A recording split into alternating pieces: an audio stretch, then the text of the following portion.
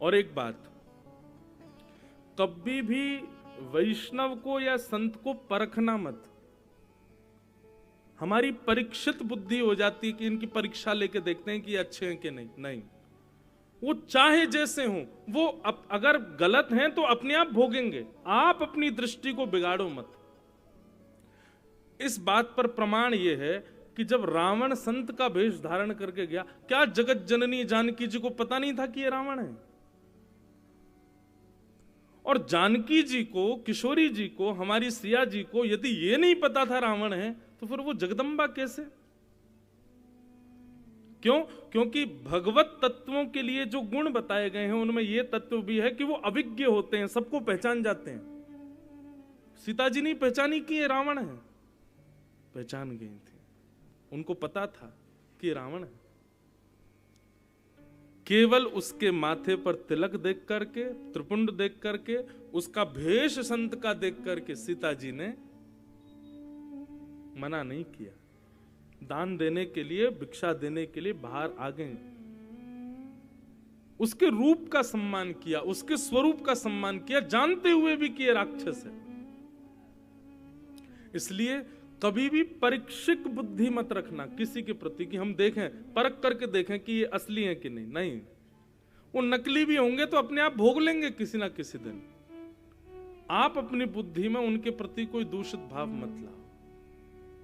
हम तो कहेंगे भैया 2024 प्रारंभ हुआ है, 20 दिन ही निकले हैं, यही प्रण ले लीजिए, इससे बड़ा प्रण मत लीजिए। सबसे सरल प्रण है कि भाई हम गुना क्षेत्र के निवासी हैं, गुना जहां तक फैला हुआ है उतनी दूरी के अंदर कोई भी संत, वैष्णव, भगवत भक्त वृंदावन से, अयोध्या से, हरिद्वार से, चित्रकूट से, द्वारिका से, जगन्नाथपुरी से या कहीं से भी कोई भी संत आमे, कोई वैष्णव आमे।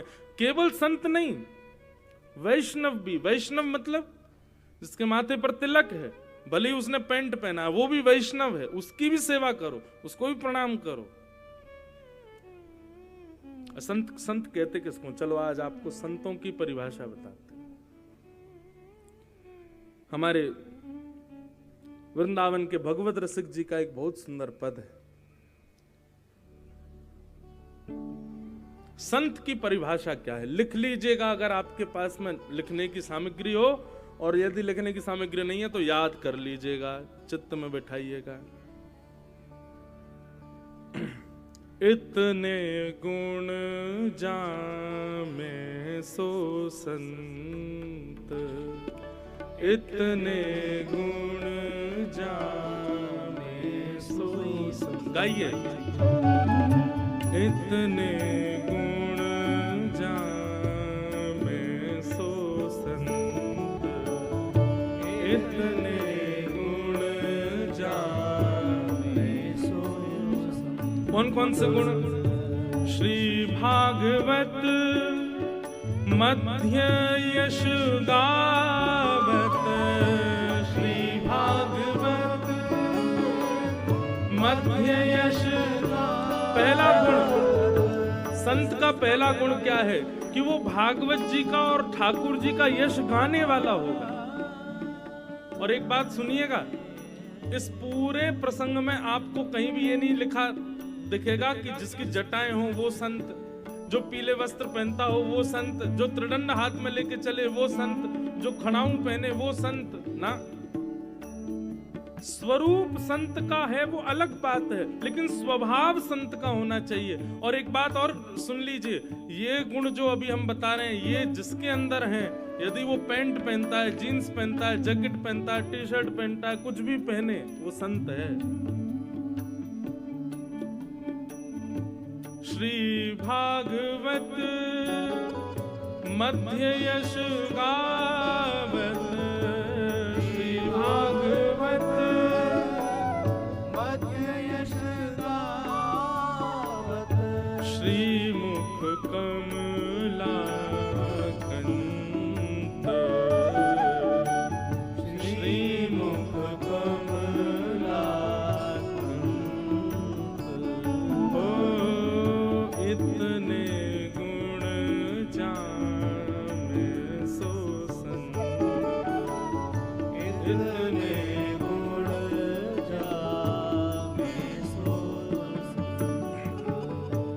हरि को भजन साधु की सेवा, हरि को भजन साधु की सेवा, हरि को भजन साधु की सेवा, हरि को भजन साधु की सेवा, सर्वभूत परदाया, सर्वभूत परदाया, हरि का भजन करता हो, साधुओं की सेवा करता हो और सभी प्राणी मात्र पर दया करता हो, चाहे इंसान हो, चाहे जानवर हो, चाहे जीव हो, कोई आ जाए, चाहे शत्रु हो, चाहे मित्र हो, सब पर दया करने वाला हो। सर्वभूत परदाया, सर्वभूत परदाया, और हिंसा लोभ दंभ छल त्यागे, हिंसा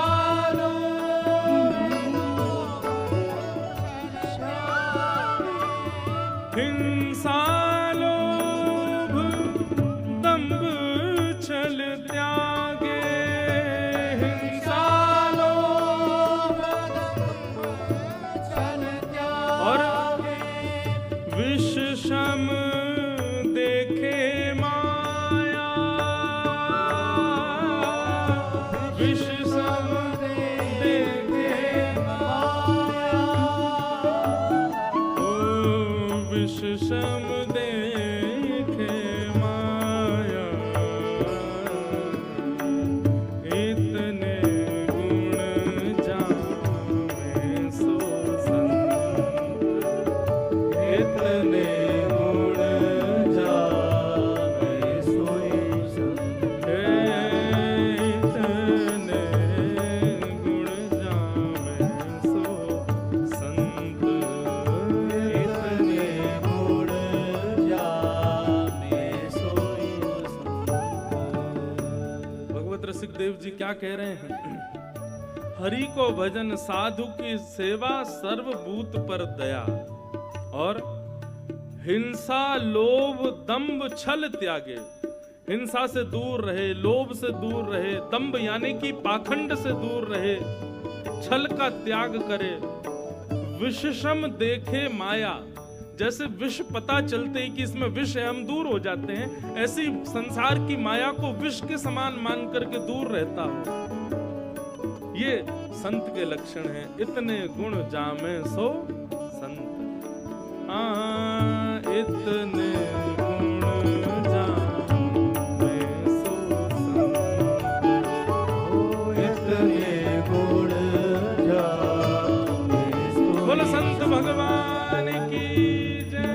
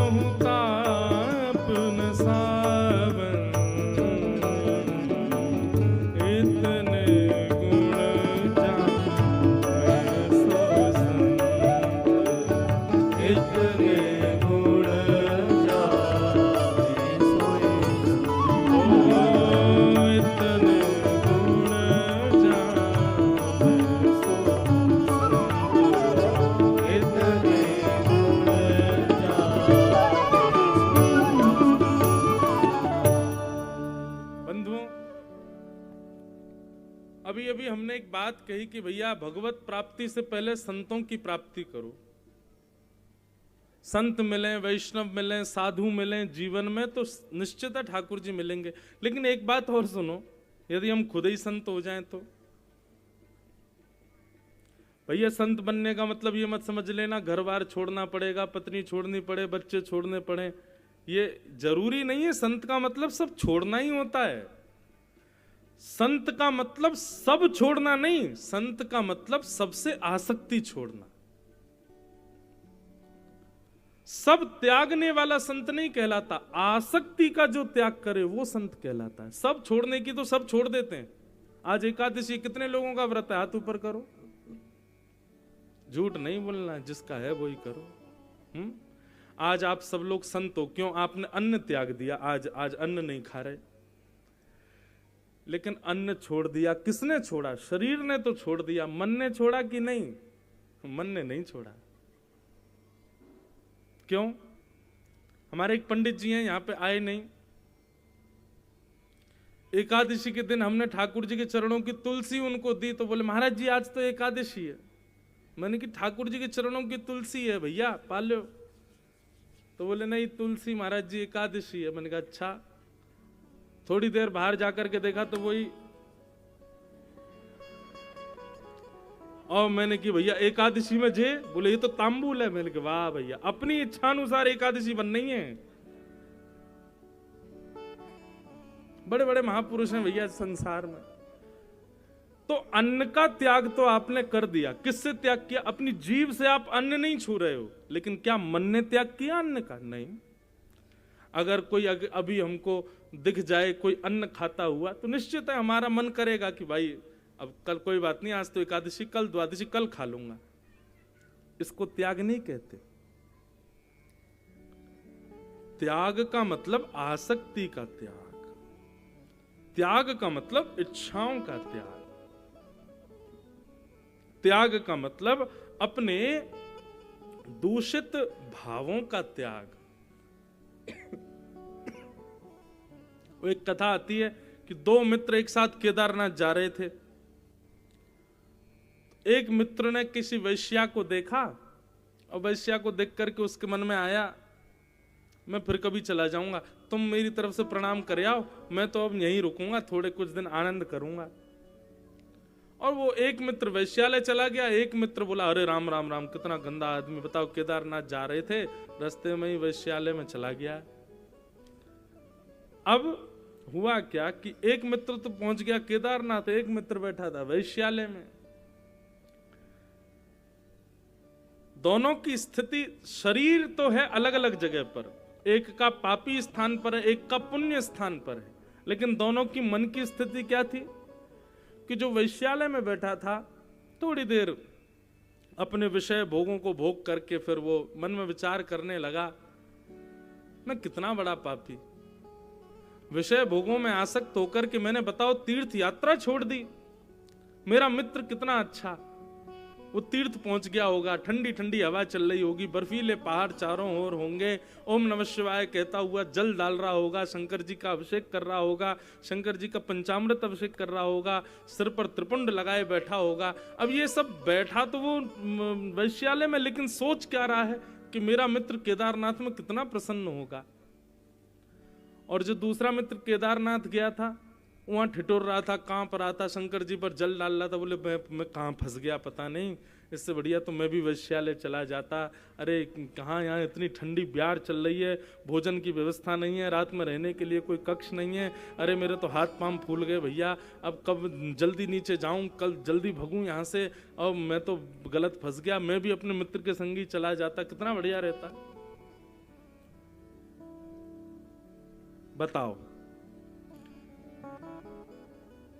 दोनों में श्रेष्ठ तो खैर नहीं बोलूंगा, पर भावना किसकी ज्यादा अच्छी है?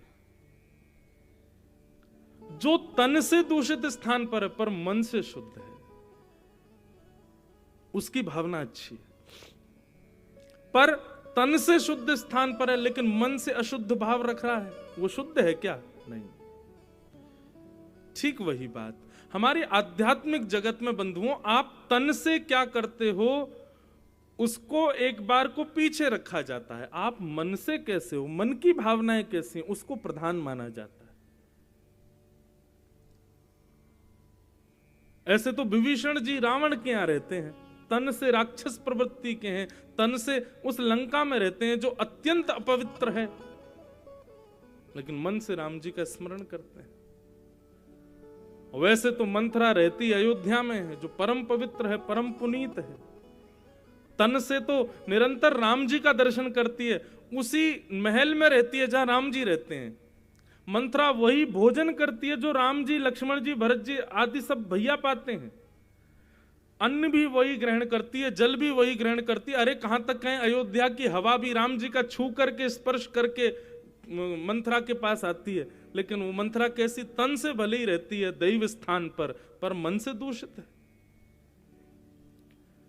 इसलिए भैया संत उसको नहीं कहते जो तन से संत बन रहा है, संत उसको कहते जो मन से संत बन रहा है, मन से भाव जिसके। श्री भगवत रसिक जी महाराज ने यहां जितने भी लक्षण बताए ये सब मन से करने के लक्षण हैं। क्या क्या बताए? हरि को भजन, साधु की सेवा, सर्वभूत पर दाया।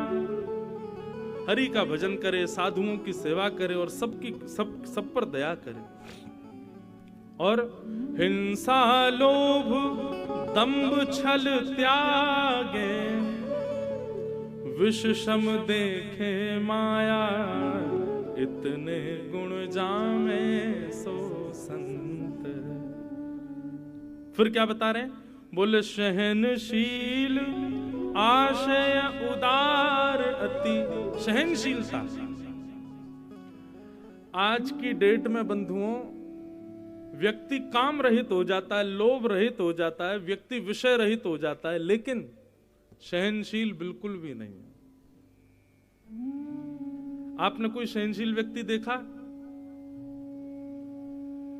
आप कहोगे नहीं देखा। क्यों? क्योंकि आप खुद भी तो नहीं हो।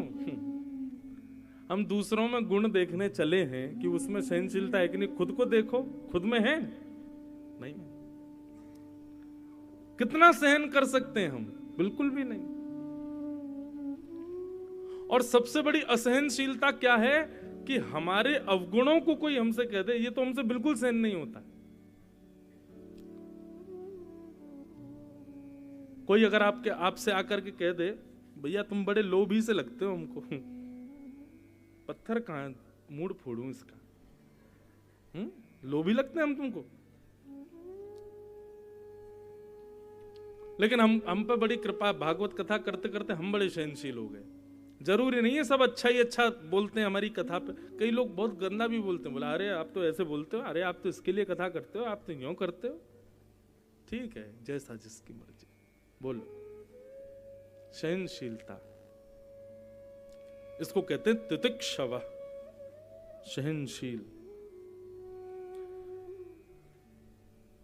सहनशील बनना बहुत कठिन काम है बंधु, लेकिन बन जाए तो धीरे धीरे सारे गुण आते जाएंगे यदि सहनशीलता आ गई तो सहनशील। अब सहनशील कैसे बना जाता है, ये कल या परसों के प्रसंग में आएगा, कपिल देवभूति संवाद, वहां हम सुनाएंगे आपको। सहनशील, आशय उदार अति। संत का लक्षण क्या होना चाहिए? बोले अतिशय उदार। एक तो होता है सामान्य उदार। उदार किसको कहते हैं? उदार मतलब जो बहुत न्योछावर कर देता है, स्वयं को भी देने को राजी हो जाता है, पूर्ण रूपेण आपके ऊपर प्रसन्नता, ऐसे इस प्रकार आपसे व्यवहार करेगा जैसे आप उसको कितने जन्मों के साथी हो। आशय उदार अति। और धीरज सहित विवेकी। धीरज किसको कहते हैं? धीरज मतलब थोड़ा धैर्य रखे। और विवेकी, विवेकी मतलब जल्दीबाजी ना करे, सही गलत की पहचान करके निर्णय लेता। ये संत के लक्षण। सत्य वचन सबको सुखदायक। सत्य तो बोलता है, लेकिन कैसा सत्य बोलता है? जो सबको सुख दे, ऐसा सत्य बोलता है। मैंने बीच में कथा में कहीं कहा था, खूब लोगों ने उसको वीडियो को निकाल के डाला सब जगह, कि हमारे शास्त्र कहते हैं सत्यम ब्रूयात, सत्य बोलो, लेकिन सत्य भी कैसा बोलो, प्रियम ब्रूयात। कभी कभी ऐसा सत्य नहीं बोलना चाहिए कि सामने वाले को बुरा लगे। कई बार ऐसा होता है कि हमारे पास लोग आते हैं, एक बार कोई आए, बोले महाराज जी, ये गुनाह की बात है, पिछली कथा की बात। अब मैं आप लोग, मेरे पास वीडियो नहीं तो वीडियो बनाई है। एक वृद्ध से थे, शायद पता नहीं अभी वो होंगे भी कि नहीं, थोड़े वृद्ध से, तो 2 लोग उनको लेके आए थे कक्ष में। वो बोले कि महाराज जी हमको, मैं हवेली संगीत गाता हूँ। मैंने कहा अच्छा। बोले आपको कुछ सुनाना है? मैंने सुनाओ। अब बेचारे बहुत वृद्ध थे, हाथ पांव कांप रहे थे, तो आवाज तो और भी ज्यादा कांप रही थी उनकी। जब उन्होंने गाना शुरू किया तो हमको कुछ समझ नहीं आया क्या गा रहे, बस वो ऊपर नीचे आलाप लेते रहे। अब स्थिति तो ये हो गई उनका गायन सुन के कि हमारी हंसी नहीं रुके, लेकिन मैं यही बैठा रहा। अब फिर उसके बाद उन्होंने पूछा महाराज जी कैसा लगा? मैंने कहा बहुत सुंदर, आपने इतना अच्छा गाया, मन प्रसन्न हो गया। अब वहां मैं सत्य बोल दूं कि महाराज आपकी आवाज कांप रही है, समझ नहीं आ रही है क्या गा रहे हो, ऐसा लग रहा है ठिठुरते हुए पानी में किसी को बैठा दिया हो, ऐसा थोड़ी। सत्य बोलो, लेकिन सत्य बोलने से पहले विचार करो कि मैं जो बोलने वाला हूं वो प्रिय है कि नहीं। अप्रिय सत्य नहीं बोलना चाहिए। और कभी कभी आप लोग कहेंगे महाराज जी किसी को सुधारने के लिए बोलना हो तो एकांत में बोल दो, थोड़ा गले लगा करके, थोड़ा गलवैया दे के, बिल्कुल शांति से बैठा के, चाय पिला के, तब उसको 2 बात बोल दो, भाई देख ऐसे नहीं, ऐसे करो, इसको बहुत बढ़िया, तुम 1 नंबर आदमी हो तो कोई दिक्कत नहीं है, बस इसको ऐसे नहीं ऐसे करो।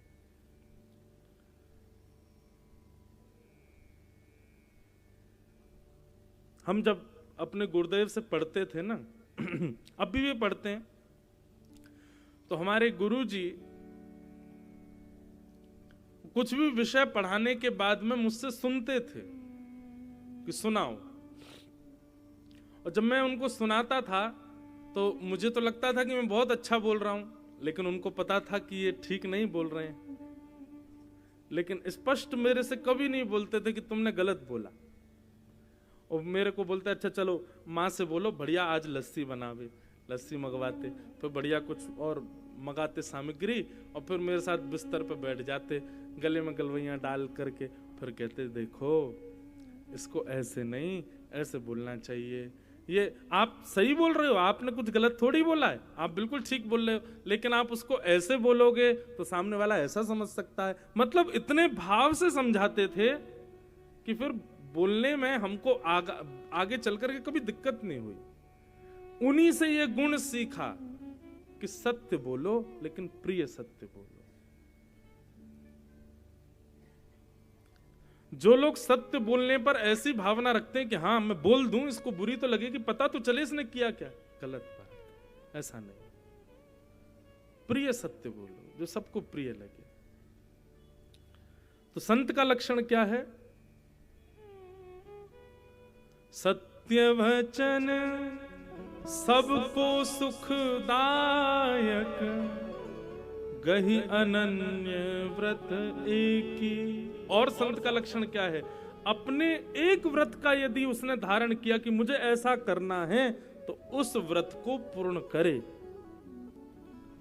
चाहे दुनिया हिल जाए, लेकिन अब उसका व्रत नहीं टूटना चाहिए। व्रत किसे कहते हैं?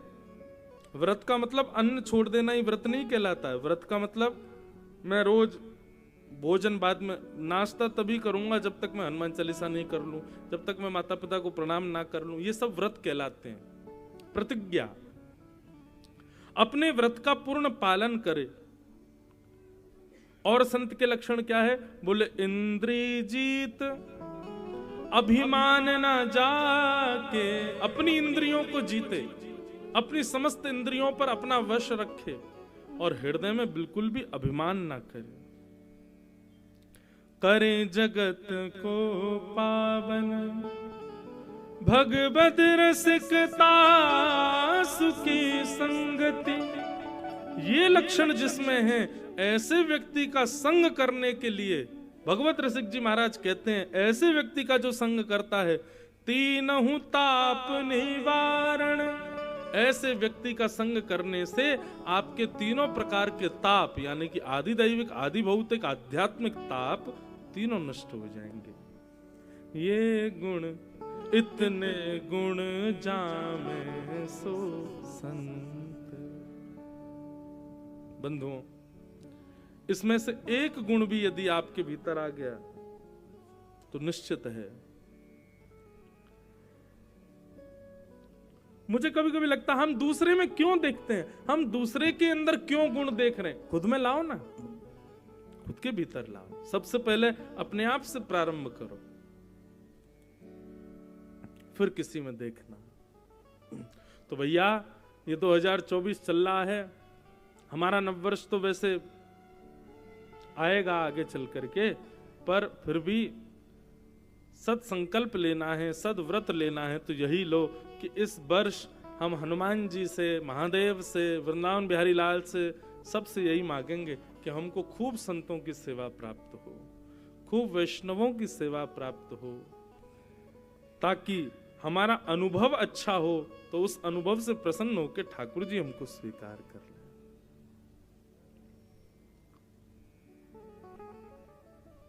कोई नाम जप तो करता है, ठाकुर जी की सेवा तो करता है, बाकी सब नियम, लेकिन कोई संत महापुरुष आ जाएं तो उनकी सेवा में उसकी निपुणता नहीं है, तो निश्चित मानिए भगवत मिलन में वही आपकी बाधा बन जाएगा कि आपको संतों की सेवा प्रिय नहीं है। संत वैष्णवों की खूब सेवा करो।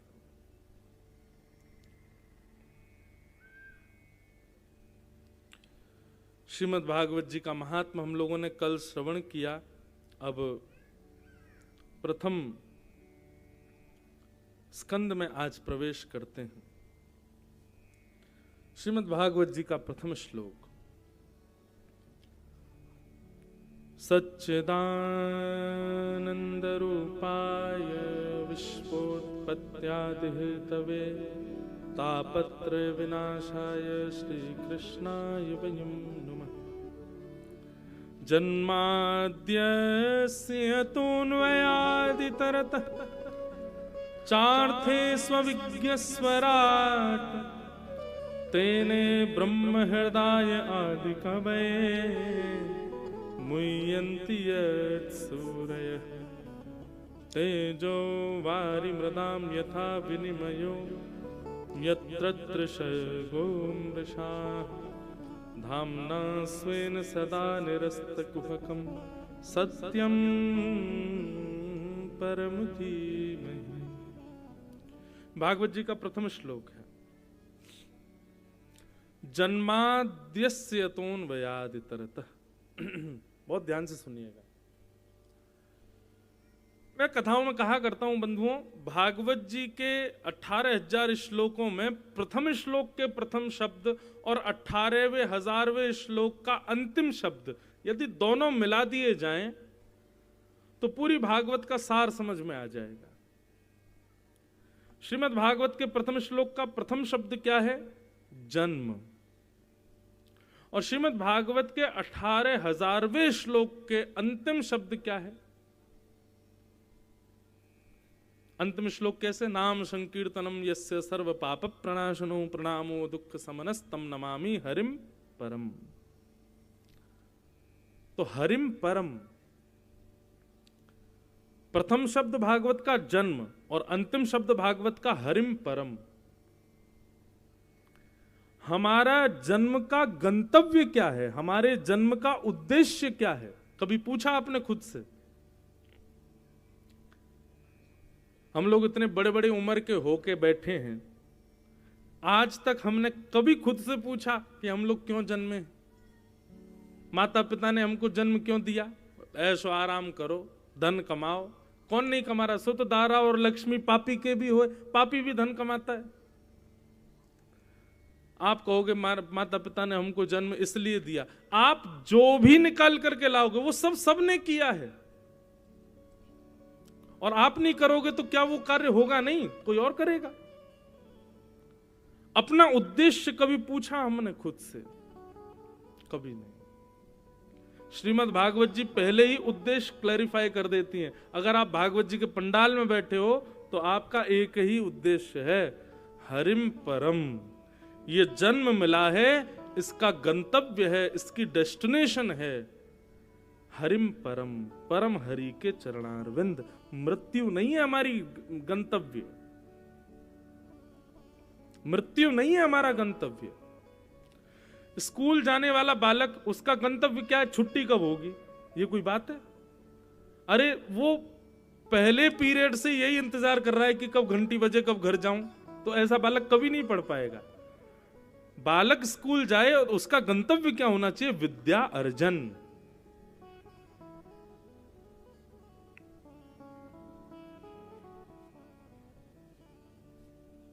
ठीक वैसे ही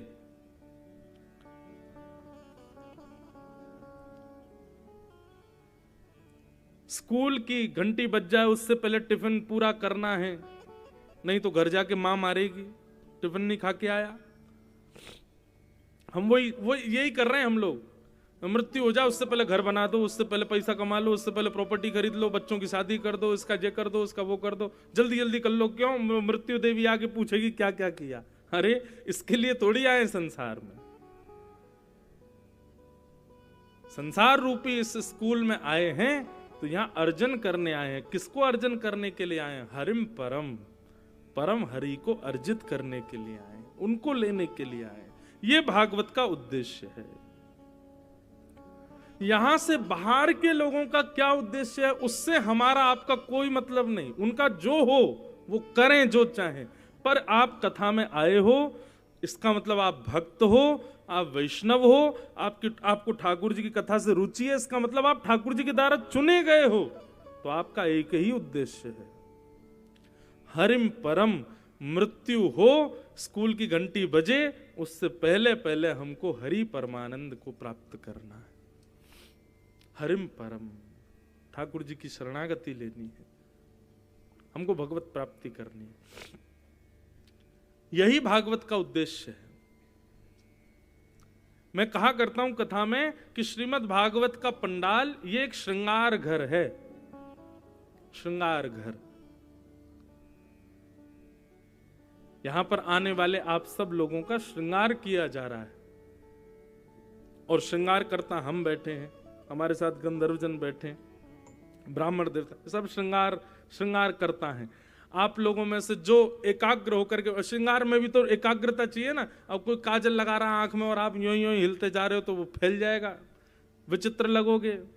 आपके कोई श्रृंगार किया जा रहा है और आप एक निष्ठ नहीं हो, आप अपने मन को एकाग्र नहीं हो, हिलते डुलते रहोगे तो निश्चित है श्रृंगार बिगड़ेगा। श्रृंगार कराने के लिए तो एकाग्रता चाहिए ना। ठीक वैसे ही ये एक श्रृंगार घर है और यहां हम श्रृंगार करता है। आपको अपना श्रृंगार कराना है, उसके लिए आपको मन को एकाग्र करके बैठना पड़ेगा। और जब भागवत के श्लोकों से, भागवत के भावों से हम आपका श्रृंगार करेंगे, आप सुंदर दिखोगे। तो जिस प्रकार श्रृंगार घर में जाने से आपका कोई निज व्यक्ति आपके रूप से प्रसन्न हो जाता, अरे वाह आज तो बड़े सुंदर लग रहे हो। लेकिन इस श्रृंगार घर में यदि आपने अपना श्रृंगार कराया और इस श्रृंगार को करके जब आप यहां से जाओगे तो इस श्रृंगार पर केवल एक ही रीझेंगे और वह श्याम सुंदर, केवल ठाकुर जी। ठाकुर जी रीझ जाएंगे, वाह बड़े सुंदर लग रहे हो, बड़े मधुर लग रहे हो भाई। तो हम श्रृंगार कराने आए हैं। भक्तिमती मीराबाई कहती, जिन भेषा मारो सांवरो रीझे, जिन भेषा मेरो गिरधर रीझे। मैं अपना श्रृंगार, एक राजकन्या है मीराबाई, लाखों के वस्त्र रखे हैं लेकिन नहीं पहनती, लाखों के गहने रखे हैं लेकिन नहीं पहनती। एक भगवा वेश धारण करके, साधारण से वस्त्र पहन के, गले में कंठी माला। मीराबाई का चरित्र जब सुनेंगे उसमें आता है एक वर्णन कि जब मीराबाई का ब्याह हुआ ना राणा जी के साथ, तो मीराबाई पहली बार जब अपने ससुराल गई तो उनकी ननद ने घर का दहली रोक दी। बोले भाभी जी पहले नेक दो तब भीतर आने देंगे। मीराबाई बोली क्या नेक चाहिए? बोले गले वाला हार चाहिए। तो मीराबाई ने अपनी झोली में से तुलसी माला निकाल के दी। बोले लो, इससे बढ़िया हार कोई नहीं है। अरे बहन, अरे ननद जी, आप वो दुनिया भर के सोने चांदी हीरे जवाहरातों के हार पहनोगी, एक दिन प्राण निकल जाएंगे, वो कोई और पहन लेगा। लेकिन ये तुलसी माला है, इसको गले में पहन करके आप जो पाओगी वो भी पवित्र होकर के भीतर जाएगा। इसको गले में पहन लोगी, स्नान करोगी तो सिर पर जल जाते ही जैसी तुलसी का स्पर्श होगा, गंगा यमुना कावेरी सिंधु सारी नदियों के जल के समान वो जल हो जाएगा। इसको गले में पहन करके रखोगी, कभी प्राण निकल जाएंगे तो जिस प्रकार प्रसाद में तुलसी डाली जाती है तब ठाकुर जी स्वीकार करते हैं। यदि हमारे प्राण निकले और उस समय गले में कंठी माला हुई तो ठाकुर जी हमको स्वीकार कर लेंगे। लो ननद जी, इसको पहनो। ननद ने फेंक दिया दूर। बोले क्या तुलसी माला लकड़ी पहना रही हो मुझको? तो बाद में जब उनकी ननद की बुद्धि सुधरी तो सबसे पहले आके बोली, भाभी जी वो कंठी माला पहनाओ गले में। मीराबाई का श्रृंगार, मीराबाई का सब कुछ हमारे आप को रिझाने के लिए नहीं था, केवल ठाकुर जी के रीझ। इसलिए पंक्ति मुझे बहुत प्रिय है। लोग हमसे कहते हैं आप सफेद ही क्यों पहनते हो, आप धोती क्यों पहनते हो, आप तिलक क्यों लगाते हो, आप शिखा क्यों रखते हो? भैया इन वस्त्रों से कोई सामान्य व्यक्ति नहीं रीझेगा। संसारिक व्यक्ति तो इन वस्त्रों को देख के हंसी उड़ाएगा, ये कैसे वस्त्र पहने हैं। लेकिन इन वस्त्रों से श्याम सुंदर रीझ जाते हैं, ठाकुर जी रीझते हैं।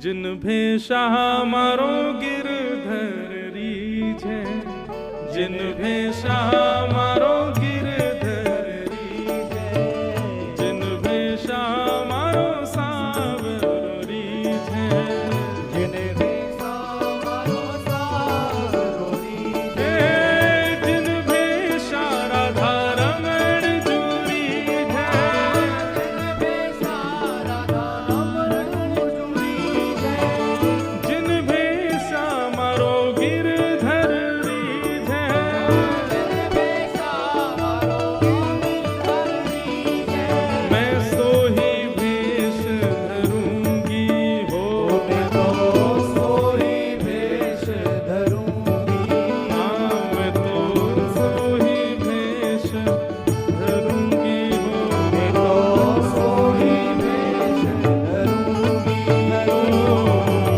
मैं बैरागन होऊंगी, मैं बैरागन आऊंगी, मैं बैरागन होऊंगी, मैं बैरागन होऊंगी। ओ बाला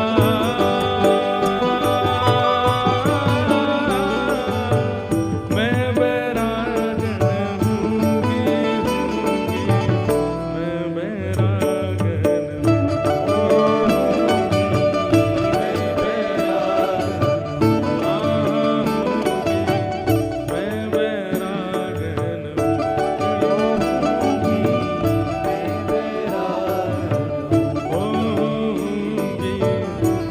बैरागन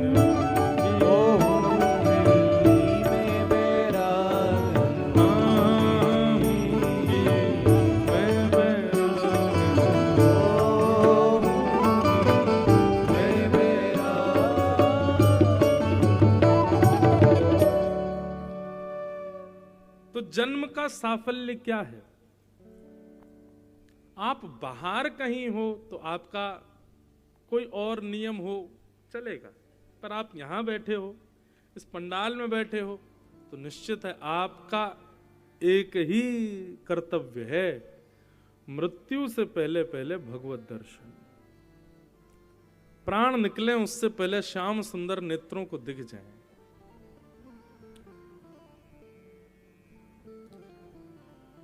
यही हमारा कर्तव्य है, यही हमारा कथा सुनने का साफल्य है।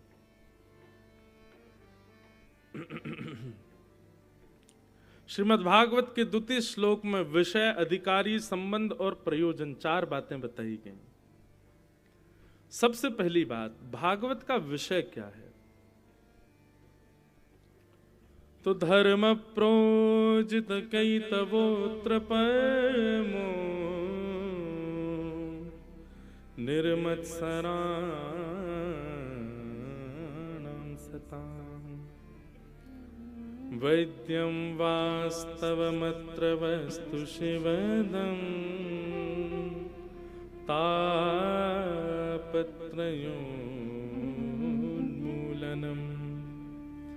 श्रीमद्भागवते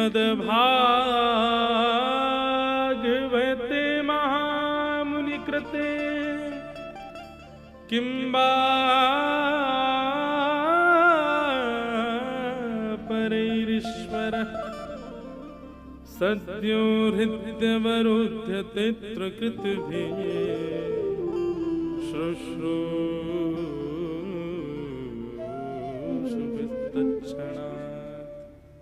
बहुत ध्यान से सुनिएगा।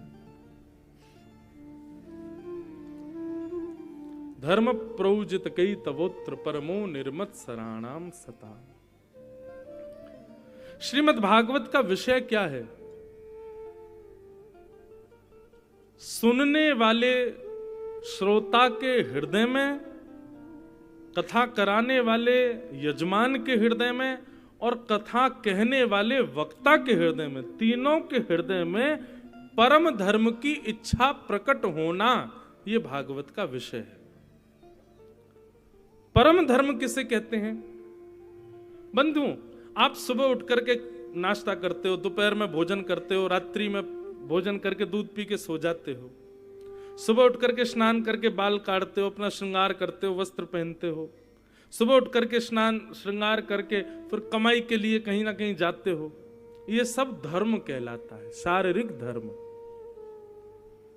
इस संसार में रहने के लिए, मान प्रतिष्ठा यश वैभव प्राप्ति के लिए, 3 समय की रोटी खाने के लिए, परिवार चलाने के लिए जो आप सत्कर्म करते हो उसको धर्म कहते हैं। वो परम धर्म नहीं कहलाता। लेकिन अपने आत्म कल्याण के लिए, अपने तन के भीतर बैठे हुए जो जीव है, उस जीव के कल्याण के लिए जब आप कोई कर्म करते हो उसको परम धर्म कहते हैं। समझ रहे हैं बात को? हमारे भीतर एक जीव है जिसको आत्मा भी कहते हैं। उसने हमारा शरीर स्वीकार किया। अभी तक 20-25 साल की उम्र तक हम इस शरीर को इंतजार कर रहे थे, थोड़ा बुद्धिमान बने, विवेकी बने, तब इससे कुछ अच्छा करेंगे। ठीक है, अब ये विवेकी हो गया। अब तक शारीरिक कर्म और शारीरिक धर्मों का निर्वहन किया, सांसारिक धर्मों का निर्वहन किया। अब समय है कि अब परम धर्म करना है। परम धर्म मतलब अपनी आत्मा के कल्याण के जो कार्य होते हैं उनको परम धर्म कहते हैं।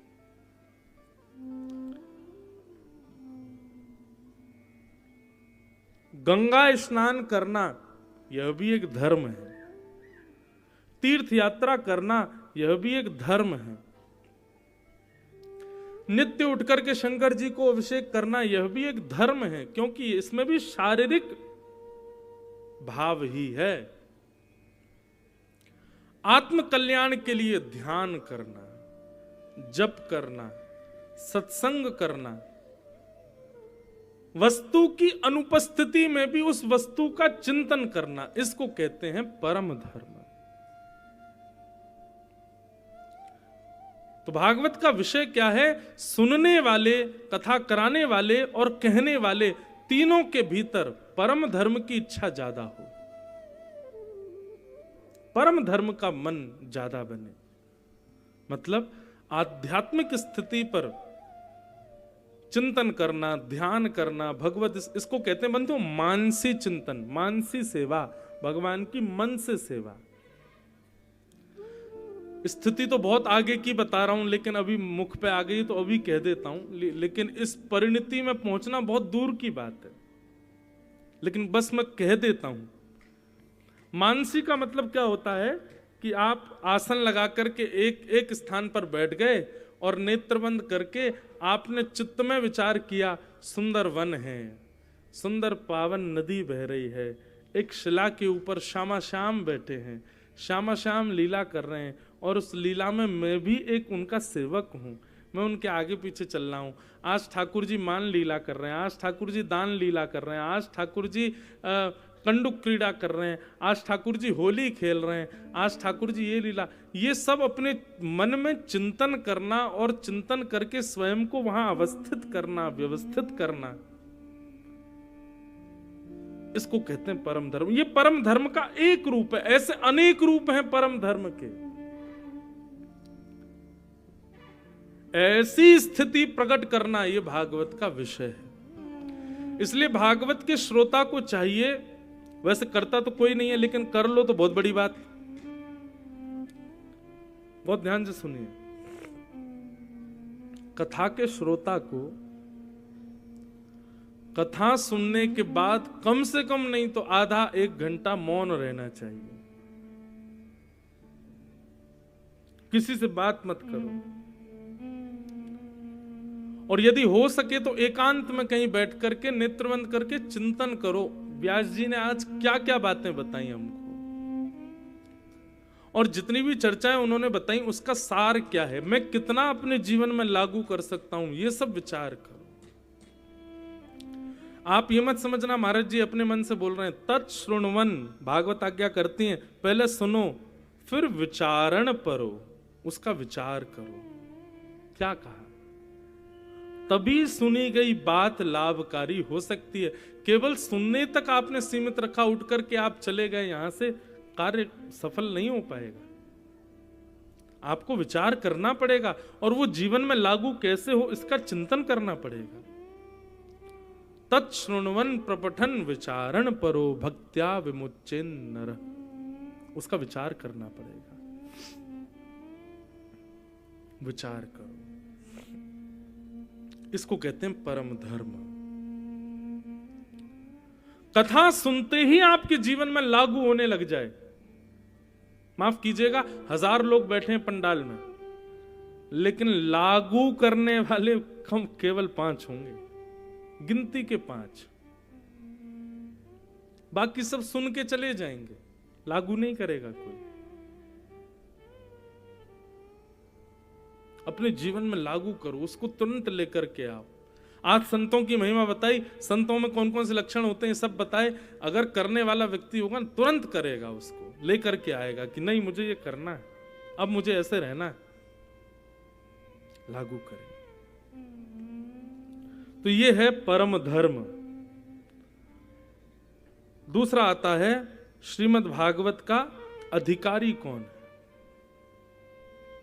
तो कहते हैं निर्मत्सराणाम सताम, जिसके अंदर मात्सर्य दोष नहीं है, ऐसा व्यक्ति कथा का अधिकारी है। मात्सर्य दोष का मतलब होता है बंधुओं ईर्ष्या। दूसरे की प्रशंसा सुनकर के आप छटपटा जाओ, अरे कैसे प्रशंसा कर दी। आप भागवत के अधिकारी नहीं हो फिर। ना ही आप कहने के अधिकारी, ना आप सुनने के अधिकारी, ना आप कराने के अधिकारी। भागवत के अधिकारी के अंदर दूसरे की प्रशंसा सुन के कभी ईर्ष्या भाव नहीं आता। वो सबका मंगल चाहता है, सबका भला चाहता है, सबका श्रेष्ठ हो, ऐसी भावना उसके चित्त में रहती है।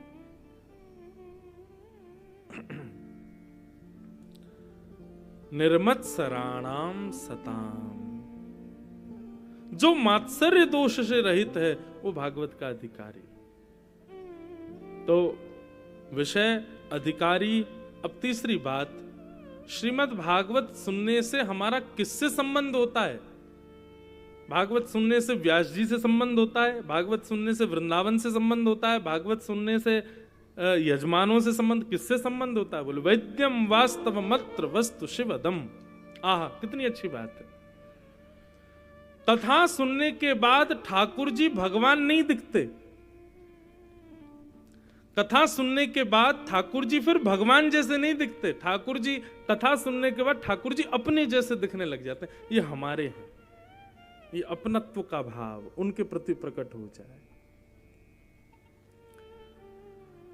उनके प्रति ये भाव ना रहे कि ये भगवान है, ये सब जानते हैं, सब अंतर्यामी। नहीं, कथा सुनने के बाद ऐसा लगने लगे जैसे जैसे मैं हूं, मेरे पुत्र हैं, मेरी पुत्री है, मेरा भाई बंधु, ऐसे ये मेरे कोई संबंधी हैं, इनसे मेरा कोई संबंध है।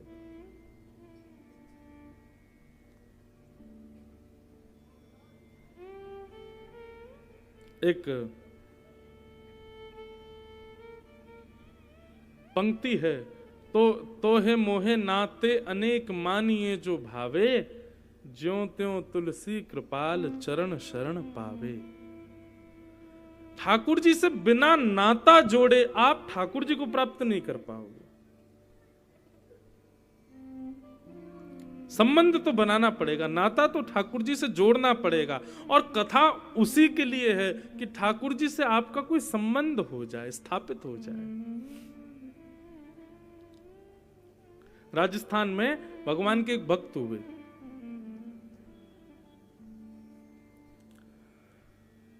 उदयपुर में रहते थे।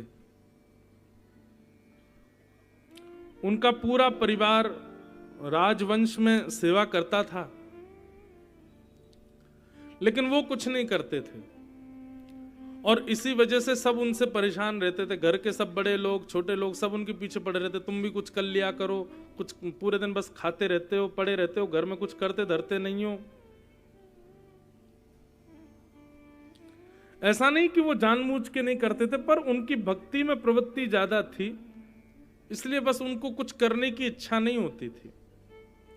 और इसीलिए उनका ब्याह शादी भी नहीं हुए थे, क्योंकि ब्याह भी भाई उसी का ही होता है जो योग्य होता है, कमाता खाता हो, बढ़िया रहता हो, ब्याह भी उसी का ही होता है। कुछ नहीं करते थे। घर के लोग थोड़े थोड़े ताने देते थे, थोड़े थोड़े कर करके वो इतने हो गए कि अब तो सुबह से शाम तक सब उनको सुनाते, जबकि वो बेचारे दिन में केवल एक बार भोजन करते थे। बहुत ध्यान से सुनिएगा। लेकिन घर वालों के इतने ताने हो गए कि एक दिन उन्होंने कहा कि भैया आप लोगों को मुझसे इतनी परेशानी है, मैं जा रहा हूं घर छोड़ करके। बड़े भाई हंसने लगे, बोले कहां जाओगे?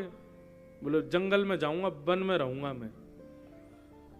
भाई बोले वहां क्या खाओगे तुम, तो खाने के लिए तो घर में पड़े रहते हो, वहां क्या खाओगे तुम?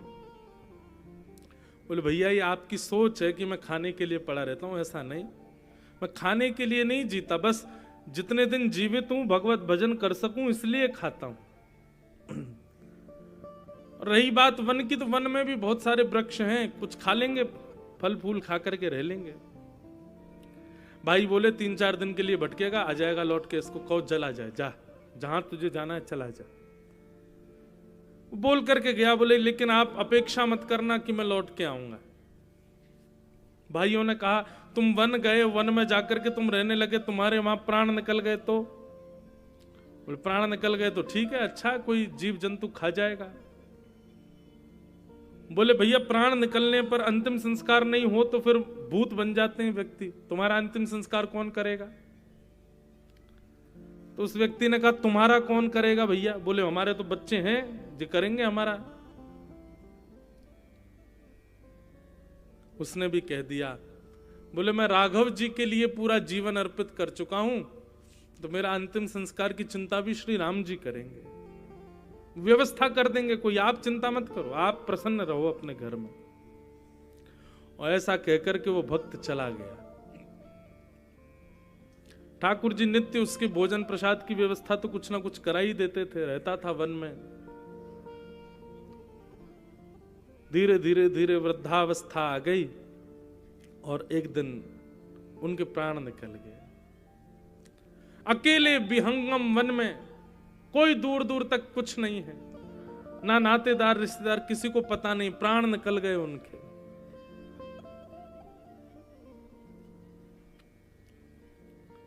और यहां साकेत में रत्न सिंहासन पर बैठे हुए राम जी के नेत्र सजल हो गए। राम जी के मुख पर मलिनता आ गई। उस मलिनता को, अश्रुबिंद को जब हनुमान जी ने देखा तो हनुमान जी देख करके कहने लगे, हे प्रभु श्री राम, आप क्यों दुखी हैं? क्या बात है? आपके नेत्र सजल क्यों हो गए भगवान? कोई कष्ट, कोई पीड़ा, किसी की याद? तब राम जी बोले कि हनुमान जी, मेरा एक भक्त है, उसने संपूर्ण जीवन मेरा भजन किया, मेरा स्मरण किया, अपने घर तक का त्याग कर दिया, और पता जब उसने घर त्यागा तो उसके भाइयों ने कहा तुम्हारे प्राण निकल जाएंगे, तुम्हारा संस्कार कौन करेगा? तो उसने बड़े विश्वास के साथ कहा कि रघुनाथ जी व्यवस्था करेंगे। हम मन बना रहे हैं कि हम उसका संस्कार करने के लिए जाएं। उसका अंतिम संस्कार 2-3 दिन हो गए, उसका शव पड़ा है वन में, हम उसका संस्कार करना चाहते हैं। हनुमान जी ने चरण पकड़ लिए, बोले हे रघुनाथ जी, आपने भक्तराज जटायु का संस्कार किया था और उनको वो सब सुख आपने प्रदान किया जो एक पुत्र अपने पिता का संस्कार करके करता है। दशरथ जी को भी वो सुख नहीं मिला जो अंतिम समय में जटायु को आपने प्रदान किया भगवान। पर आज मेरे मन में भाव आ रहा है कि आप साकेत में बैठे बैठे जिस भक्त के अंतिम प्राण के लिए आप रुदन कर रहे हैं, आप इतने भावुक हो रहे हैं, उस भक्त के अंतिम संस्कार का यदि दायित्व हमको मिल जाए तो बड़ी कृपा होगी। हे नाथ, आप यहीं विराजे रहो साकेत में, हम पर आज्ञा करो, हम जाएं, हम उस भक्त का संस्कार करें। राम जी बोले ठीक है आप जाओ। हनुमान जी महाराज बड़े प्रसन्न हो गए, सेना लेकर के महाराज निकल पड़े। 7 समुद्रों का जल इकट्ठा किया, विश्व भर की समस्त नदियों का जल इकट्ठा किया हनुमान जी ने, और पूरी वानर सेना के साथ हनुमान जी महाराज वन में प्रकट हो गए। और वन में जाकर के उनके शव को समुद्र के जल से स्नान कराया, नदियों के जल से स्नान कराया, सुंदर उर्दपुंड उनके माथे पर लगाया, सुंदर द्वादश तिलक उनके अंग प्रत्यंगों पर लगाए, बढ़िया सुंदर लकड़ियों की, चंदन की लकड़ियों की महाराज सुंदर चिता बनाई, उस पर उनके शव को पधरा करके उनके बढ़िया सुंदर जो जो क्रम होने चाहिए, नियम होने चाहिए, सब हनुमान जी ने पालन किए। और 2 अश्रु बहा करके एक भक्त राज के पावन दिव्य देह को श्री हनुमंत लाल जी ने अग्नि संस्कार किया। ज्यादा पुरानी बात नहीं है बंधु, 400, 450, 500 वर्ष पुरानी घटना है ये। और हनुमान जी ने उनके शव का अंतिम संस्कार किया। उसका प्रभाव ये कि उस संस्कार से उनके चिता से निकलने वाली धुंध से, उनकी चिता से निकलने वाली अग्नि और सुगंधी से उस क्षेत्र में जितने भी प्रेतात्माएं थी, भूत प्रेत आदि जो भी भटक रहे थे, सब मुक्त हो गए, सबको भगवत धाम की प्राप्ति हो गई। हमने ठाकुर जी के लिए त्यागा क्या आज तक? कुछ भी नहीं। कुछ तो त्याग करके देखो ठाकुर जी के लिए। त्यागने का मतलब हमारा ये नहीं कि कुछ बहुमूल्य वस्तु का त्याग करो, एक किसी विशिष्टता को जिसके बगैर आप रह नहीं पाते, ऐसी कोई आदत है, ऐसा कोई लक्षण है, ऐसा कोई स्वभाव है, उसका त्याग करो ठाकुर जी के लिए। ठाकुर जी प्रसन्न हो जाते हैं। मेरे लिए किया इसने ऐसा। तो श्रीमद् भागवत आपको भगवान का संबंधी बनाएगी। ठाकुर जी फिर भगवान जैसे नहीं दिखेंगे, कोई ना कोई संबंध आपको उनके प्रति दिखेगा। ठाकुर जी अपने से लगने लगेंगे। तो वैद्यम वास्तवमत्र वस्तु शिवदम तापत्रयोन्मूलनम श्रीमद् भागवते महामुनि कृते किं वा परैरीश्वर सद्यो हृद्यवरुध्यते त्रिकृतिभिः शुश्रूषुभिस्तत्क्षणात्। ऐसी सुंदर भागवत की कथा जिसके श्रवण की इच्छा मात्र से हरिश्चित्तम समाचरेत, हरि चित्त में आकर के बैठ जाते हैं, ऐसी भागवत की कथा को हम बारंबार प्रणाम करते हैं। इस प्रकार बंधुओं 3 श्लोकों में यहां पर मंगलाचरण किया। निगम कल्प तरोर गलितम फलम सुख मुखादमृतद्रव संयुतम पिबत भागवतम रसमालयम मुहुर्हो रसिका भुविभावुका। 3 श्लोक में वक्ता के लक्षण क्या होते हैं वो बताए गए। 3 श्लोकों में भागवत जी का मंगलाचरण किया। और मंगलाचरण करते हुए अब सौनकादि ऋषियों ने 6 प्रश्न किए और इन्हीं 6 प्रश्नों में आगामी 7 दिन की कथा है। कौन कौन से 6 प्रश्न हैं? किम श्रेय शास्त्र सारः स्व अवतार प्रयोजनम किम कर्म के अवतारश्च धर्मः कम शरणम गतः। ये 6 प्रश्न हैं। इन 6 प्रश्नों के उत्तर सूत जी देते हैं और उससे पहले अपने गुरु को वंदन करते हैं, अपने गुरु को प्रणाम करते हैं, अपने गुरु को वंदन करते। बंधुओं, हम एक बात कहें बंधुओं, जीवन में कई लोग पूछते हैं महाराज जी गुरु का होना आवश्यक है? गुरु की दीक्षा होना ठीक है, आवश्यक है, पर उससे पहले दिशा होनी बहुत जरूरी है। गुरु की दिशा जरूर स्वीकार करो। गुरु जो आज्ञा करते हैं उन कार्यों को जीवन में करना प्रारंभ करो। ऐसी दिशा जीवन में लेकर के आओ, तब आपकी दीक्षा सफल होगी, तब आपकी दीक्षा लाभकारी होगी। गुरु का जीवन में तब होना साफल्य है। हम सब भी अपने गुरु का वंदन करें, गुरु का स्मरण करें। और भैया सबसे श्रेष्ठ गुरु यदि जीवन में कोई है तो कृष्णम वंदे जगत गुरुम। ठाकुर जी को अपना गुरु मानो। ठाकुर जी यदि गुरु पदवी पर बैठेंगे तो निश्चित है कि कल्याण होगा। ठाकुर जी को गुरु स्वरूप मानो, या फिर आपके जो गुरु हैं उनको ठाकुर जी का स्वरूप मानो, दोनों बात।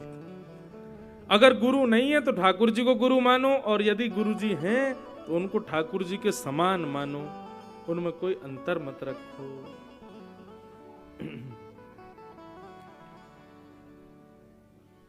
हमारे यहां गाते हैं, गुरु जी पैया लागू श्याम सो मिलाए दीजियो, गुरु जी पैया लागू श्याम सो मिलाए दीजियो, गुरु जी पैया लागू श्याम सो मिलाए दीजियो, गुरु जी पैया लागू श्याम सो मिलाए दीजियो, हे मिलाए दीजियो जी, मिलाए दीजियो, ओ मिलाए दीजियो रे मिलाए दीजियो, मिलाए दीजियो जी, मिलाए दीजियो, मिलाए दीजियो रे मिलाए दीजियो, गुरु जी पैया लागू श्याम सो मिलाए दीजियो।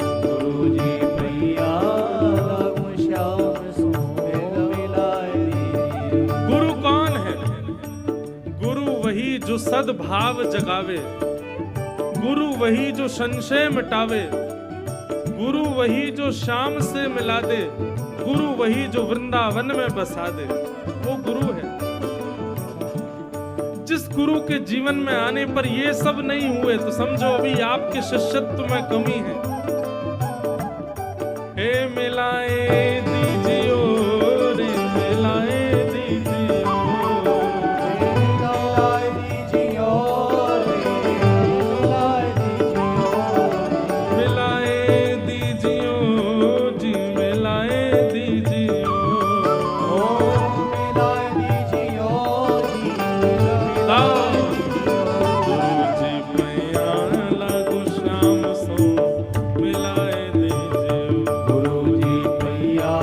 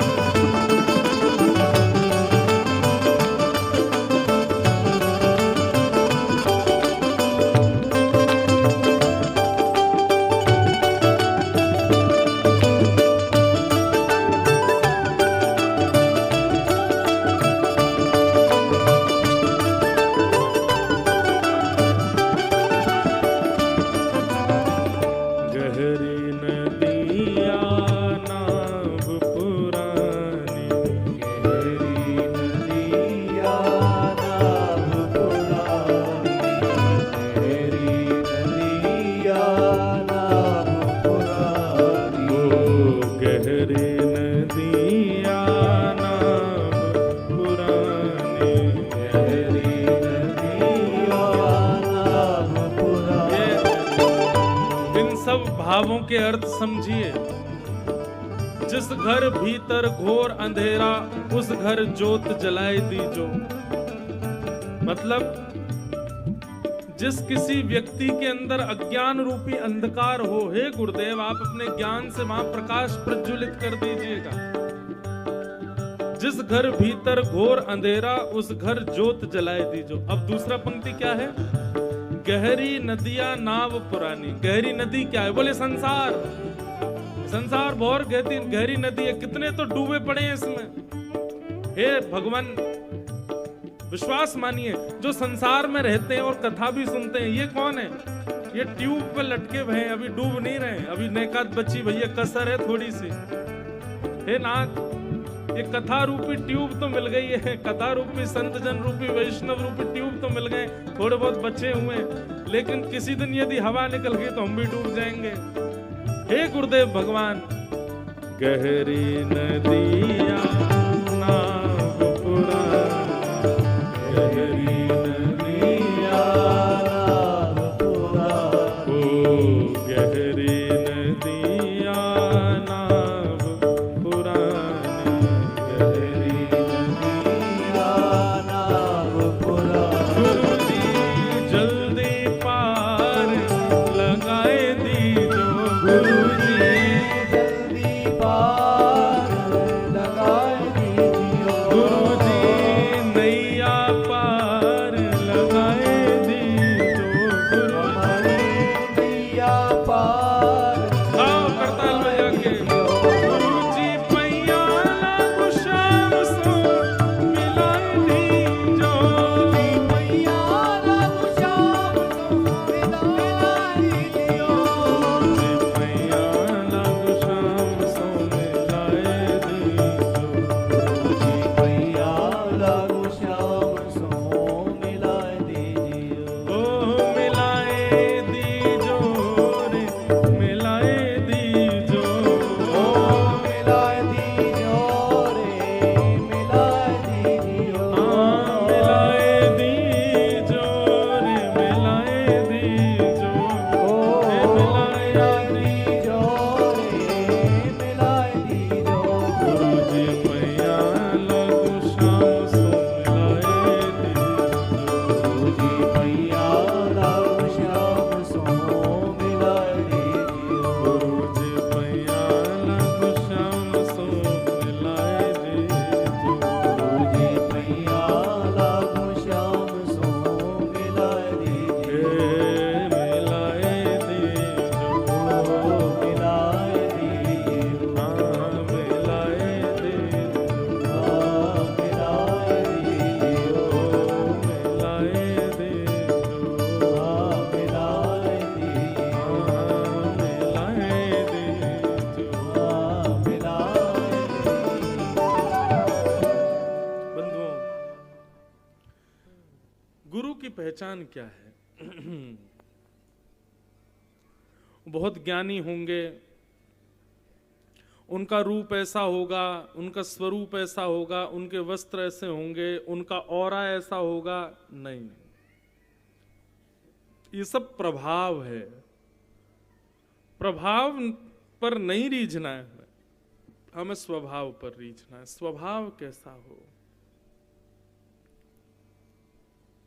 सबसे पहली पहचान तो बंधुओं गुरु की यह है कि आपके चित्त में प्रश्न थे, पर जैसे ही आपने गुरुदेव को प्रणाम किया, प्रणाम करते ही आपके सारे उत्तर मिल जाएं। उत्तर बताने की भी जरूरत ना पड़े, केवल देखने मात्र से उत्तर प्राप्त हो जाए। ओ गुरु, आप कहेंगे ऐसा भी होता? निश्चित होता है। लेकिन एक बात सदैव याद रखना, गुरु का गुरुत्व प्रधान नहीं होता, शिष्य का शिष्यत्व श्रेष्ठ होना चाहिए। अगर आपके शिष्यत्व में ताकत है तो गुरु कैसा भी हो वो श्रेष्ठ ही हो जाएगा। पत्नी का पातिव्रत श्रेष्ठ हो, पति चाहे जैसा हो, श्रेष्ठ हो जाएगा। पति का पत्नी व्रत श्रेष्ठ हो तो पत्नी कैसी भी हो श्रेष्ठ हो जाएगा। माता पिता कैसे भी हो, बालक आज्ञाकारी हो तो माता पिता श्रेष्ठ हो जाएंगे। बालक चाहे कैसे भी हो, माता पिता उनका पालन पोषण बढ़िया करें, बालक श्रेष्ठ हो जाएंगे। हम दूसरे से अपेक्षा क्यों करते हैं कि वो श्रेष्ठ बने? आप अपने भाव में श्रेष्ठता लाओ ना। बहुत सावधानी से सुनिएगा। कई लोग कहेंगे इस बात पर, बोले महाराज जी हम तो खूब श्रेष्ठता से अपना प्रेम निभा रहे थे लेकिन सामने वाला ऐसा है ऐसा, तो कोई बात नहीं, दिक्कत क्या है उसमें? आप अपने कर्तव्य पर तो पूर्ण हो ना। अब सामने वाले का कल्याण हो ना हो ये उसके ऊपर निर्भर करता, आप अपना कर्तव्य निर्वहन करो। तो हमें कभी कभी ऐसा लगता है कि गुरु का गुरुत्व प्रधान नहीं होता, शिष्य का शिष्यत्व प्रधान होता है। शिष्य का शिष्यत्व श्रेष्ठ है तो गुरु अपने आप श्रेष्ठ हो जाएगा। अपने गुरुत्व को श्रेष्ठ बनाओ, शिष्यत्व को श्रेष्ठ बनाओ।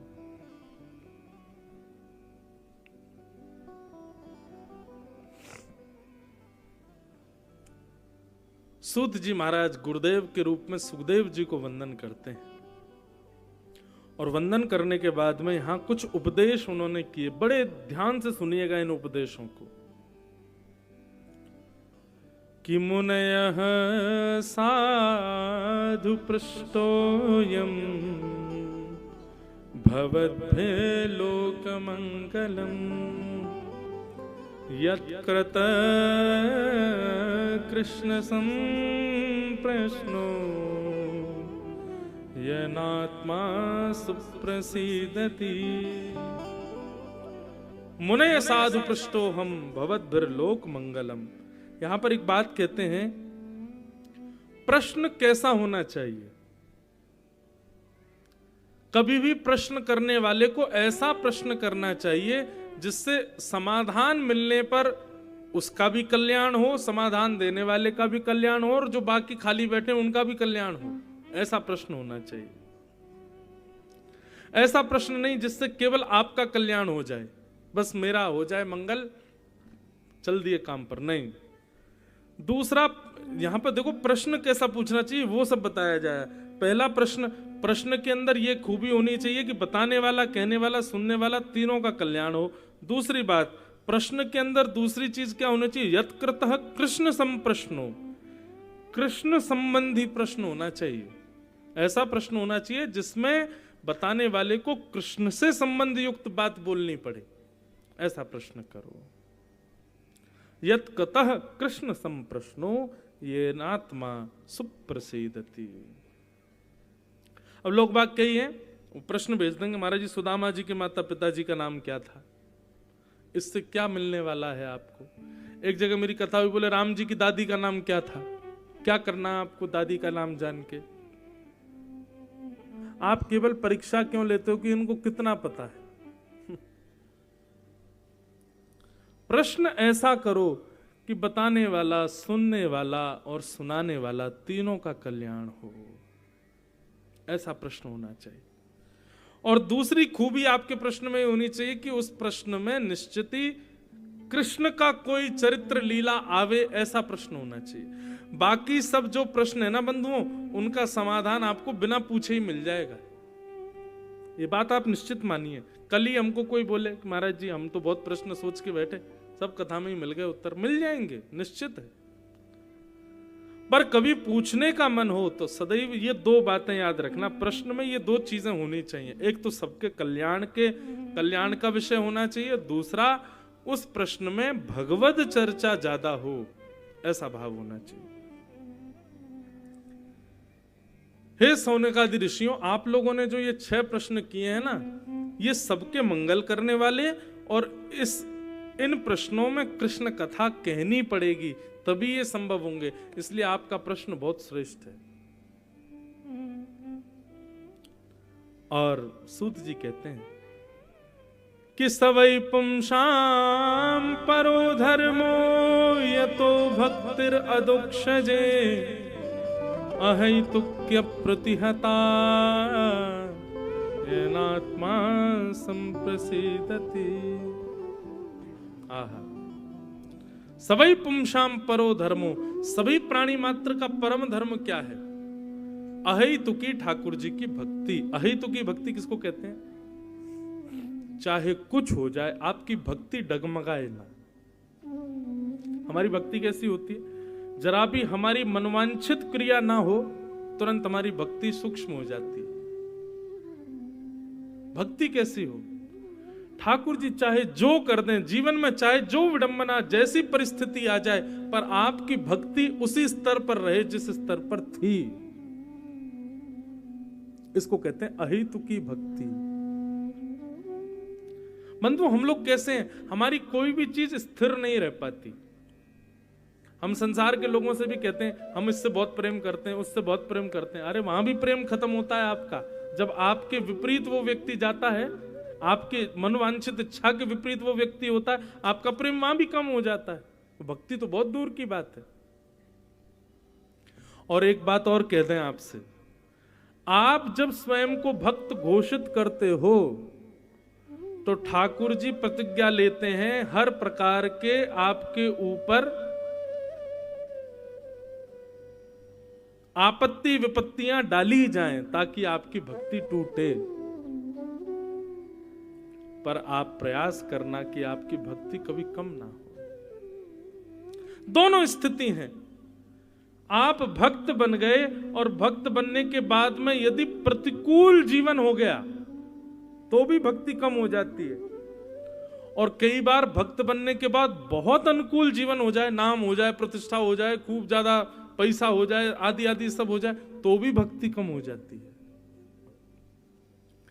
इसलिए भैया, भक्त बनने के बाद में प्रतिकूलताएं बढ़े या अनुकूलताएं बढ़े, आपकी भक्ति नहीं डगमगानी चाहिए, वो स्थिर रहनी चाहिए अपने स्तर पर। इसको कहते हैं परम धर्म, अहेतुकी भक्ति। वो भक्ति कभी कम ना हो। श्री कुम्मन दास जी का चरित्र आता है। अष्ट सखाओं के एक स्वरूप हुए श्री कुम्मन दास जी महाराज। बहुत ध्यान से सुनिएगा। कुम्मन दास जी की गोद में बैठ करके ठाकुर जी लीला करते थे। नन्हे से गोपाल जी गोद में बैठ जाते और कुम्मन दास जी कैसे ठोड़ी पकड़ते रहते, उनकी दाढ़ी से खेलते ठाकुर जी। कुम्मन दास जी इतने दीन थे, इतने गरीब थे कि उनके घर में तिलक स्वरूप लगाने के लिए भी शीशा नहीं था। वो कठौते में जल भर के उसमें अपना परछाई देख करके तिलक लगाते थे। एक दिन अपने घर के बालक से मांगने लगे कि आरसी लेके आओ, तिलक लगाना है। तो घर के बालक ने कहा, बोले आरसी तो पड्डा पी गए हो, कटौते का जलता पी गया पड्डा, अब कहां से आरसी लगा मैं। इतने दीन थे, मतलब इतनी व्यवस्था नहीं थी उनके घर पर। ऐसी स्थिति में ठाकुर जी उनके साथ लीला करते थे, लेकिन वो कभी ठाकुर जी से प्रार्थना नहीं करते ठाकुर जी मेरा खूब वैभव बन जाए, खूब वैभव बढ़ जाए। कुम्मन दास जी अपने खेत में, आज भी कुम्मन दास जी के खेत हैं हमारे गोवर्धन में, तो कहते हैं कुम्मन दास जी हल आगे जोतते, हल लेके चलते थे और पीछे ठाकुर जी अपने हाथ से बीज डालते हुए चलते थे, स्वयं ठाकुर जी। ये कोई सतयुग त्रेता द्वापर की कथा नहीं है, इसी कलयुग में, इसी कलिकाल में ठाकुर जी पीछे पीछे बीज डालते हुए चलते थे कुम्मन दास जी के साथ। एक बार का प्रसंग आता है कि कुम्मन दास जी हल चला रहे थे और ठाकुर जी बीज उड़ाते हुए चल रहे थे पीछे पीछे। इतने में ही शाम के 4:30-5 बज गए, मंदिर खुलने का समय, उत्थापन के घंटे घड़ियाल बजने लगे, ठाकुर जी का मंदिर खुलने वाला है। घंटे घड़ियाल की आवाज सुनकर के कुम्मन दास जी ने तुरंत हल छोड़ा, हाथ पांव धोने लगे, हाथ पांव धो करके पहुंच करके मंदिर की ओर भागने लगे।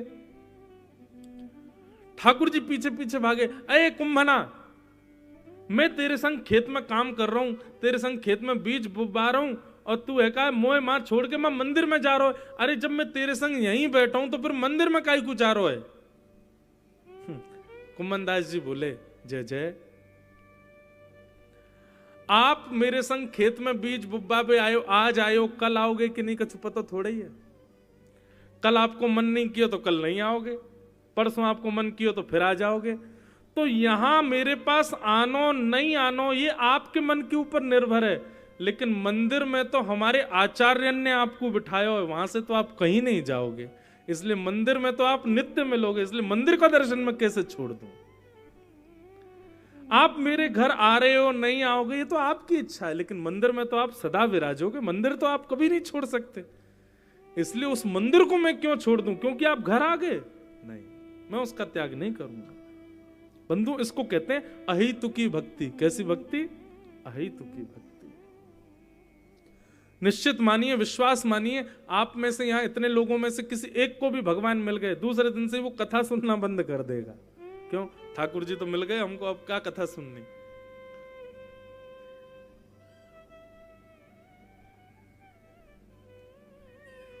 अहितुकी भक्ति किसे कहते हैं? ठाकुर जी कितना भी अनुग्रह करें, पर उसके बाद भी आप अपनी दीनता का कभी त्याग ना करो, अपनी स्थिति का कभी त्याग ना करो, उसको अहितुकी भक्ति कहते हैं।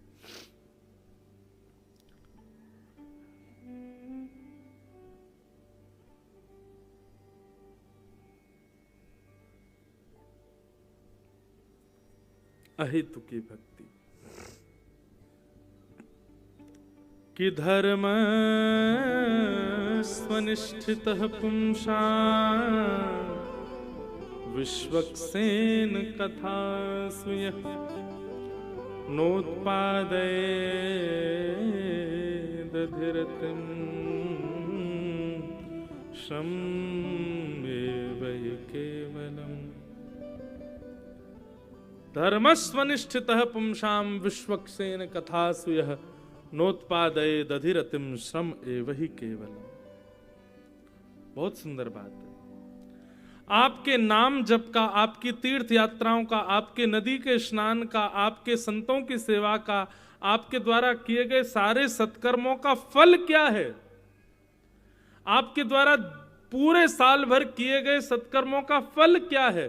तब यहां पर सूत जी महाराज कहते हैं, सत्संग में मन लगना ये हमारी सारी सत्क्रियाओं का फल है।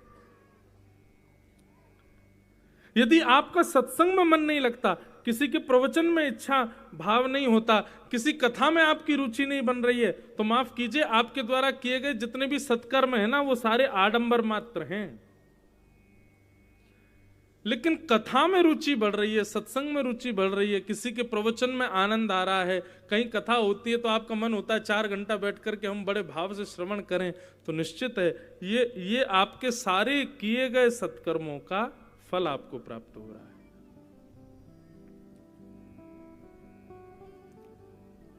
विश्वक्सेन कथासु यः नोत्पादये दधिरतिं श्रम। आपको पता है श्री हनुमान जी महाराज, प्रभु चरित्र सुनवे को रसिया। अगली बार हमारी बात मान के जाना, टेकरी हनुमान जी जो लोग जाते हैं, लड्डू लेके जाओ। आज तक आप लड्डू लेकर के गए, आज तक आप सिंदूर लेकर के गए, और भी जो जो सामग्री आप लेकर के गए, हनुमान जी महाराज को ये प्रिय है, ये प्रिय है ना, सब जगह एक ही बात लिखी, प्रभु चरित्र सुनवे को रसिया। अरे इतना भी मान लो तो कोई अतिशयोक्ति नहीं, कोई सिंदूर चढ़ा रहा हो, लड्डू लगा रहा हो, उसी समय कोई कथा सुना रहा हो ना, तो हनुमान जी का पूरा ध्यान उसी की तरफ रहता है जो कथा सुनाता है। हनुमान जी साकेत कभी कभी जाते हैं, बाकी हनुमान जी पृथ्वी पर ही रहते हैं, यहां से जाते नहीं ज्यादा। क्यों? क्योंकि साकेत में सब कुछ है, कथा नहीं होती भगवान की। पृथ्वी पर कथा होती है ठाकुर जी की, इसलिए हनुमान जी को पृथ्वी कभी नहीं त्याग। पृथ्वी पर भले ही लाखों दोष हो, पृथ्वी पर भले ही बड़े पाप हो, पृथ्वी पर भले ही कितना भी बुरा हो रहा हो, लेकिन श्री हनुमान जी महाराज फिर भी पृथ्वी का त्याग इसलिए नहीं करते। क्यों? यत्र यत्र रघुनाथ कीर्तनम तत्र तत्र कृतमस्तकाञ्जलिं बाष्पवारि परिपूर्णलोचनं मारुतिं नमत राक्षसान्तकम्। क्योंकि यहाँ पे भगवान की सुंदर कथा होती है, हनुमान जी को वो बड़ी प्रिय है। हमें तो विश्वास है कि 7 दिन के किसी भी कथा क्रम में एक दिन एक क्षण के लिए हनुमान जी निश्चित आते हैं, जरूर आते हैं और बैठ करके कथा सुनते हैं। हमारे पूज्य नाना जी तो भागवत के वक्ता पूज्य श्री कृष्णलाल शास्त्री जी, वो तो कहते थे कि कथा कहते कहते सहज ही किसी देवता का स्मरण हो जाए, कथा कहते कहते किसी भक्त की याद आ जाए, कथा कहते कहते अनायास ही किसी का मुख से नाम आ जाए, तो यही समझना चाहिए वो कथा में आए हैं, इसीलिए उनकी हाजिरी लग रही है।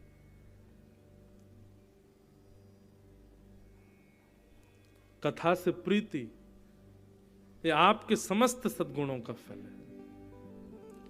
सूत जी महाराज इस प्रकार अपने कथा क्रम का प्रारंभ करते हैं।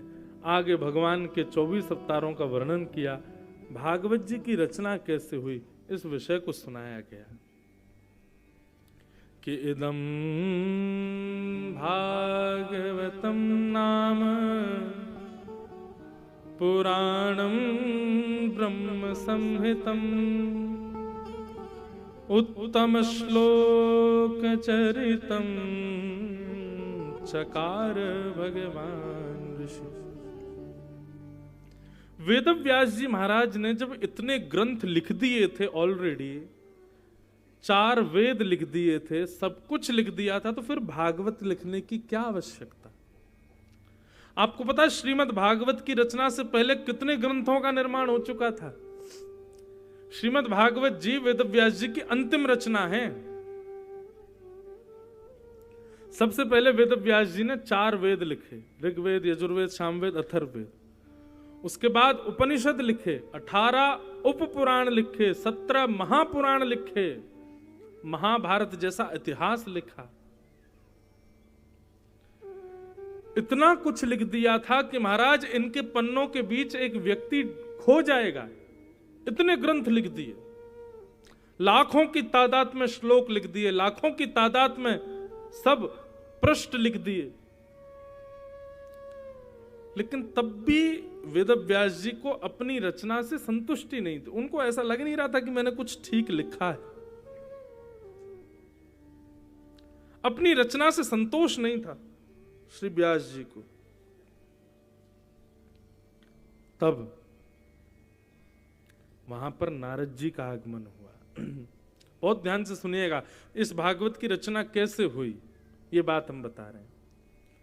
अब तक वेदव्यास जी 4 पुराण, 17 उपपुराण, 18 उपपुराण, 17 महापुराण, महाभारत आदि ग्रंथों को लिख चुके हैं। अभी भागवत की रचना नहीं हुई थी। दुखी बैठे थे ब्रह्म नदी सरस्वती के तट पर। तभी वहां नारद जी का आगमन हुआ। नारद जी ने आकर के वेदव्यास जी से कहा, व्यास जी क्या बात है, आप इतने दुखी क्यों हो।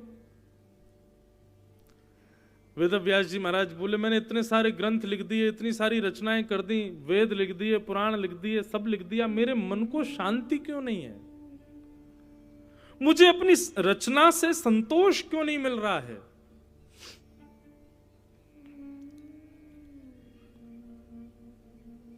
नारद जी महाराज बोले, मैं बताऊं। बोले बताइए। तब नारद जी ने बहुत सुंदर बात कही, ध्यान से सुनिएगा बंधु। कि भवतानुदित प्रायम यशो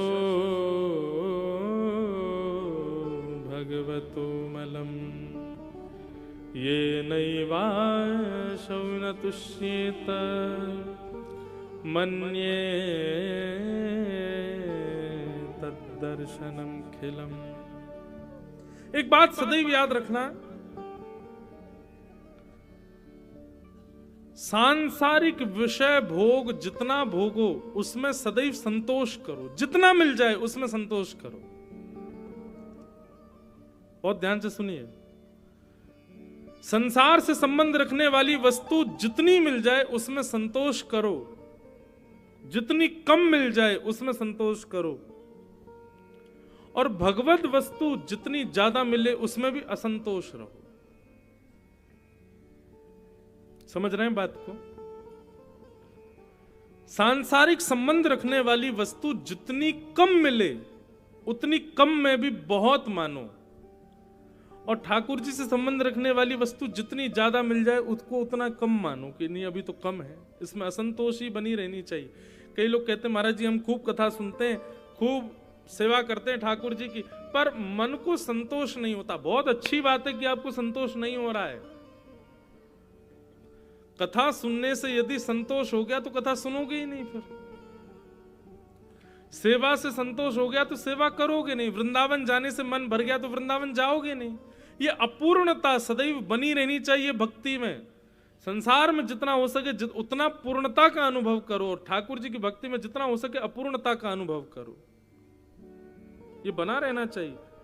और एक बात और सुन लीजिए, बहुत ध्यान से सुन लीजिए, ठाकुर जी की सेवा में, ठाकुर जी की कथा में, ठाकुर जी से संबंधित किसी भी भाव में यदि आपको पूर्णता का अनुभव किंचित भी हो गया तो समझ लेना ठाकुर जी अब आपसे दूर होने प्रारंभ हो गए।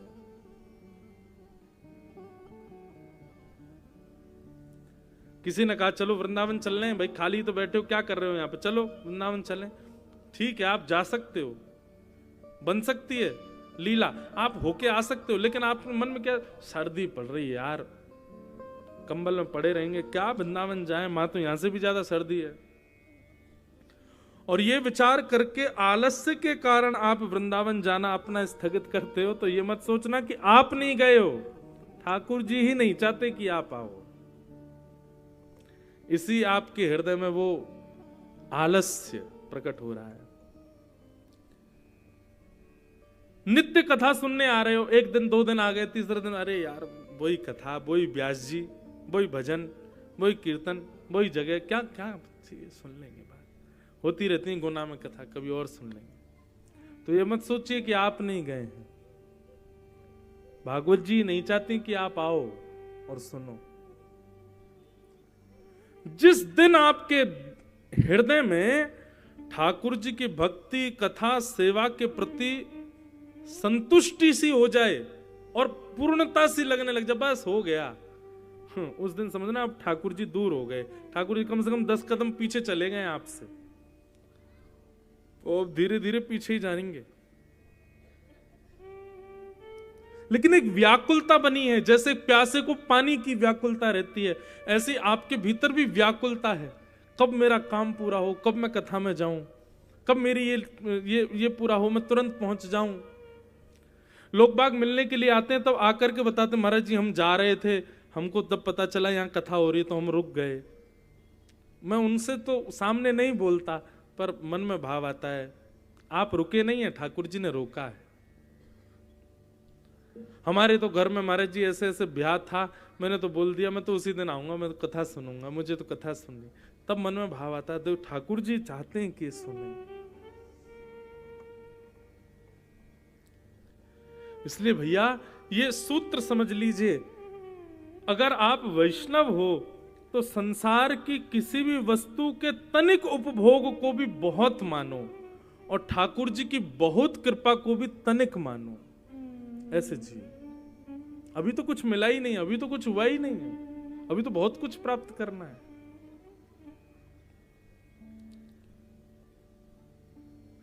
संतोष हृदय में नहीं होना चाहिए भक्ति के प्रति।